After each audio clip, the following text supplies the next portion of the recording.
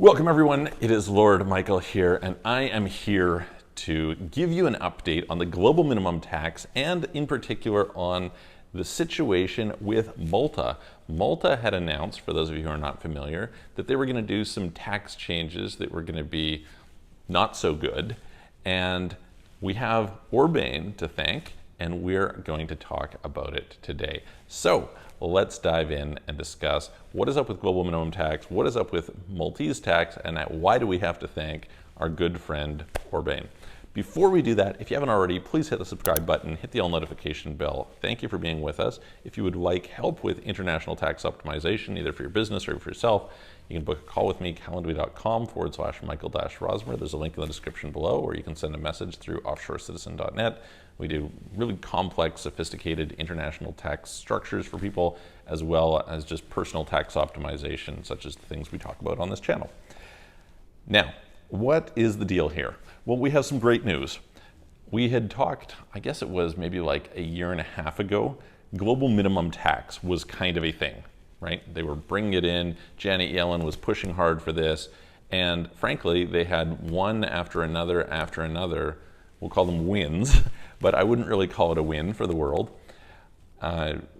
where they were advancing this proposed legislation. And in fact, it got ratified and all these countries signed on, etc.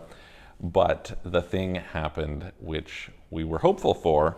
And what is that? Well, what happens is international agreements have to be translated into domestic legislation. And the domestic legislators may not actually want to have that come into place. Thankfully, this is the case here. Probably there was pushback on behalf of the tech industry, among others, who the idea I'd mentioned in the previous video where I was discussing with you about how tech was on side, or why they were on side with global minimum tax, because basically it would eliminate some of the other taxes that they're being hit with in places like UK and Spain. When they started to dive into the details, they realized, whoa, hang on a minute. This is not actually what we're signing up for. This is actually turns out to be much more complicated and not as functional as we were hoping. So we've seen two really important things that have changed the game. Number one is for the EU to implement it, they needed unanimous votes.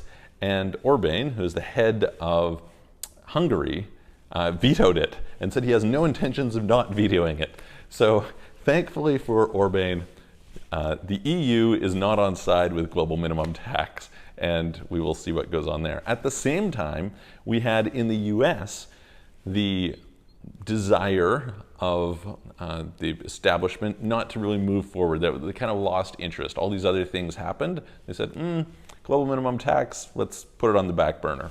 And as a result, that is pretty dead on arrival. At least for now. Doesn't mean it can't revive it, right? You can go and put the shocks on, get the body revived and up and walking again, and maybe they will walk the global minimum tax into sometime in the future. But at least for now, it is put on hold. And there is an interesting consequence of this, which is Malta was under pressure to change their two-tier is maybe not the right word, but their tax refund system. So for those who aren't familiar, I've done a video on the brilliance of the Maltese tax system. On the surface, it looks high tax. They have a 35% corporate tax rate, but then you have this system where you can get 30 of that 35 back, and you end up with an effective tax rate of 5%. Doesn't necessarily make Malta that great in a lot of places because it's bureaucratic and banking is bad and some other things, but there are certain cases where Malta is really wonderful for forming companies, and I did a video there not too long ago. The bottom line is they were thinking about getting rid of that because of kind of some global pressure, etc. And because the interest in global minimum tax has dissipated, they said, we're just going to keep it. We're not making any changes. So very good news. It means that Malta is still open for business according to the current scheme. Obviously, things can change in the future. And at least for the moment, we should see a lack of pressure around the world on some of these other countries for global minimum tax while the world tackles more important issues like the energy crisis. So that's the update. If you have any questions about it, put it in the comments below. If you have videos you would like to see me make, put it in the comments below. And if you would like help with optimizing your tax either for yourself personally or for your business, please reach out to us. You can book a call with me, calendar.com/Michael-Rosmer, link in the description below, or send a message through offshorecitizen.net. We will see you on the next video.